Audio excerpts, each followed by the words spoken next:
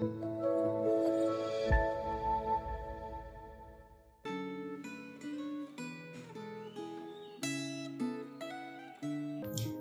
pagi Bapak Ibu Saudara sekalian, mengucap syukur kepada Tuhan hari ini kita kembali bisa merenungkan firman Tuhan. Mari sebelum kita merenungkan firman Tuhan, kita berdoa terlebih dulu. Bapak, sekali lagi kami mengucap syukur kepadamu. Terima kasih Tuhan untuk hari baru yang kembali Engkau berikan kepada kami. Ketika kami boleh tidur dan kami boleh bangun keesokan harinya, itu sesungguhnya merupakan satu bukti nyata akan pemeliharaan-Mu, akan kasih-Mu bagi setiap kami. Dan terlebih lagi Tuhan, ketika setiap pagi kami boleh datang kepadamu, merenungkan firman-Mu, Tuhan, firman-Mu yang ajaib, itu juga boleh menjadi satu bukti bagi kami bahwa Engkau adalah Allah yang mengasihi kami, Engkau Allah yang setia menuntun kami menuju kepada kehendak-Mu yang telah Kau rencanakan bagi setiap kami. Terima kasih Tuhan, terpujilah nama-Mu. Kami ingin menyerahkan perenungan firman-Mu pagi hari ini ke dalam tangan kasih-Mu. Mohon Tuhan yang berkenan menyertai, berbicara ke dalam hati setiap kami. Dalam nama Kristus Yesus kami berdoa dan mengucap syukur. Amin. Bapak Ibu Saudara, perenungan firman Tuhan pada pagi hari ini diambil dari Mazmur nomor 47. Silakan Bapak Ibu Saudara boleh membacanya terlebih dulu. Nah Bapak Ibu Saudara, firman Tuhan dalam Mazmur 47 ini mendeklarasikan hanya ada satu raja di atas dunia ini, di atas seluruh bumi ini. Hanya ada satu tahta, yaitu tahta daripada kerajaan Allah yang di surga. Nah ini kita bisa lihat di ayat 2, 7, 8, dan 9. Masing-masing ayat ini menegaskan bahwa Allah adalah Raja atas seluruh bumi. Itu terlihat di ayat 2 dan 7. Bahwa Allah adalah Raja atas seluruh bangsa. Ini terlihat di ayat 8. Dan bahwa Allah adalah Raja atas seluruh pemuka bangsa-bangsa. Ini terlihat di ayat 9. Nah, apa signifikansi dari deklarasi pemazmur yang juga adalah seorang raja atas bangsa Israel pada saat itu? Nah, bagaimana seorang raja mau mendeklarasikan kekuasaan raja yang lain? Nah, dari sini kita bisa melihat bahwa pemazmur itu adalah seseorang yang boleh memahami akan janji Tuhan terhadap bangsa Israel akan adanya seorang Mesias yang telah dijanjikan. Dan karenanya deklarasi ini adalah deklarasi yang bersifat eskatologis, yaitu suatu kejadian yang akan terjadi di masa yang akan datang.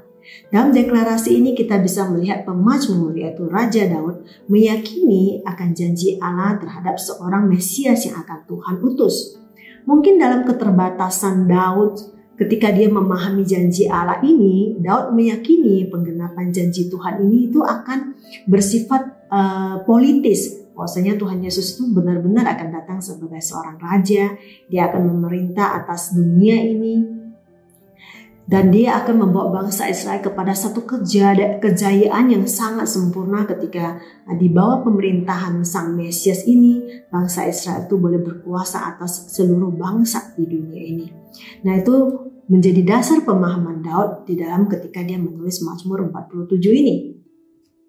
Namun kita yang hidup di zaman setelah perjanjian baru bisa melihat bahwa keterbatasan pemahaman Daud tersebut itu justru menegaskan bahwa ketika Daud menuliskan Mazmur ini, sesungguhnya Allah Roh Kuduslah yang menginspirasinya untuk menuliskannya seperti itu. Daud pasti tidak menyangka bahwa kedatangan Sang Mesias yang dijanjikan itu akan berakhir tragis dan hina di kayu salib. Daud juga tidak menyangka justru itulah cara yang Allah pakai untuk menjadikan Sang Mesias raja atas seluruh bumi, atas seluruh bangsa. Daud juga pasti tidak menyangka bahwa Sang Mesias yang mati di salib itu ternyata bangkit dan naik ke surga, dan pada kedatangannya kelak yang kedua kali nanti Sang Mesias akan membangun kerajaannya di langit dan bumi yang baru. Bahwa kerajaannya akan ditegakkan dan saat itulah dia akan menjadi raja atas seluruh bumi, atas seluruh bangsa, atas seluruh pemuka bangsa-bangsa. Bapak Ibu Saudara, kita yang hidup di zaman pasca perjanjian baru, sesungguhnya kita jauh lebih beruntung dari Daud. Karena kita mendapatkan anugerah untuk beriman bukan hanya pada suatu janji, tapi pada suatu fakta. Bahwa Sang Mesias yang dijanjikan telah datang, telah mati, telah bangkit, dan telah naik ke surga. Bahwa Yesus Kristus yang berjalan di antara manusia berdosa 2000-an tahun yang lalu, telah menggenapi seluruh nubuat yang pernah Allah janjikan atas dirinya kepada bangsa Israel, bahwa dialah Sang Mesias tersebut. Hanya satu nubuat yang belum tergenapi sampai saat ini, yaitu kedatangannya yang kedua kali ke atas dunia ini. Yang kedua kali yang akan mewujudkan kerajaannya atas seluruh bumi, atas seluruh bangsa di langit dan bumi yang baru. Dan inilah yang menjadi bagian kita, umatnya yang hidup di zaman ini, untuk terus mengimani dan melihat kepada janji Tuhan yang pasti tergenapi ini, kepada nubuat Tuhan yang pasti tergenapi ini, kita imani dengan penuh pengharapan. Dan dalam iman dan pengharapan kita akan terwujudnya kerajaan Sang Mesias di langit dan bumi yang baru ini, maka sebagai umatnya yang rindu menantikan kedatangannya, hidup kita saat ini di bumi ini haruslah merupakan hidup yang mencerminkan iman dan pengharapan kita tersebut kepada orang-orang di sekitar kita yang belum pernah mendengar akan adanya pengharapan yang begitu luar biasa ini. Kenapa? Kenapa hidup kita harus mencerminkan iman dan pengharapan ini? Karena ingat, ketika Sang Raja terangkat ke surga, pesan terakhir apa yang dia tinggalkan buat setiap murid-muridnya, buat setiap pengikutnya, yaitu untuk pergi memberitakan Injil kerajaannya. Karena sesungguhnya ketika dia datang ke dunia ini, itu adalah misinya, memberitakan Injil kerajaannya, demi agar setiap orang yang mau percaya kepadanya boleh beroleh tempat di dalam kerajaannya tersebut, boleh menjadi warga kerajaannya tersebut. Itu menjadi kerinduannya, dan itu adalah juga kehendak Allah Bapa yang telah mengutusnya. Nah, sebagai warga kerajaan Allah, apakah kita sudah melakukan apa yang menjadi kerinduan hatinya? Apa yang menjadi kerinduan hatinya ketika dia datang ke dunia ini? Bagaimana sebagai warga kerajaan surga kita menghidupi hidup yang menghormati Raja kita tersebut, yang mengagungkan Raja kita tersebut?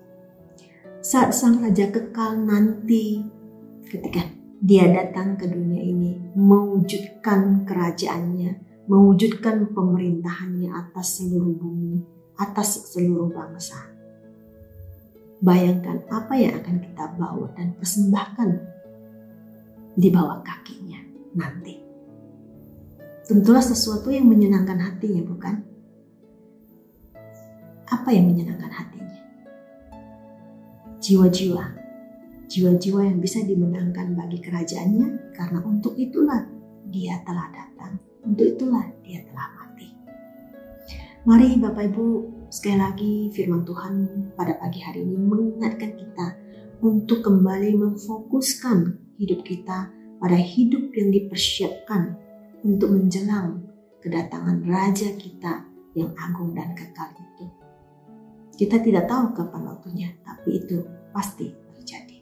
Sudah siapkah setiap kita untuk bisa datang menghadap Dia dengan membawa satu persembahan yang diperkenannya, yang sesuai dengan kehendak hatinya? Kiranya Allah Roh Kudus terus menolong kita untuk bisa menjalani hidup yang boleh menyenangkan hati Tuhan, yang boleh mengerjakan misinya di dalam kehidupan kita, bagi kemuliaannya, bagi kerajaannya. Jelanglah kerajaan Tuhan dengan hidup yang penuh iman dan pengharapan, yang tercermin, yang ketika orang lain melihat, mereka juga rindu untuk boleh mendapatkan pengharapan itu, dan mereka boleh beriman kepada Sang Raja yang kekal itu. Amin. Mari kita berdoa. Tuhan, sekali lagi kami mengucap syukur kepadamu. Terima kasih Bapa untuk firman-Mu yang kembali terus-menerus mengingatkan kepada setiap kami bahwa sesungguhnya tujuan utama dari penciptaan-Mu, dari kehidupan kami di tengah-tengah dunia ini adalah satu kesempatan bagi setiap kami manusia ciptaan-Mu untuk boleh menikmati satu kehidupan yang penuh dengan kesempurnaan bersama dengan-Mu di dalam kerajaan-Mu yang kekal kelak. Tuhan, biarlah itu yang terus menjadi fokus kehidupan kami, Engkau yang memampukan kami untuk menghidupi kehidupan yang memperkenankan hatimu, melanjutkan misimu di dunia ini untuk kemuliaan namamu. Sehingga ketika kami nanti menghadap kepada Engkau, ya Sang Raja yang kekal, kami boleh membawa satu persembahan yang boleh berkenan di hadapan jiwa-jiwa yang Kau rindukan untuk boleh dimenangkan bagi kerajaan. Tuhan, tolong kami. Tuhan, lembutkan hati kami. Tuhan, berikan keberanian kepada kami untuk bisa menjalankan misimu ini, kerinduanmu ini dalam kehidupan kami. Terima kasih Tuhan. Kami ingin menyerahkan seluruh hari ini ke dalam tangan kasih-Mu. Mohon Tuhan yang terus menuntun agar kami boleh menghidupinya sesuai dengan kehendak-Mu dalam kehidupan kami. Dalam nama Kristus Yesus, Sang Raja yang kekal, Raja kami yang agung, kami berdoa. Amin. Selamat menjalani hari ini bersama dengan Sang Raja yang kekal. Kiranya hidup kita terus boleh menyenangkan hatinya. Amin.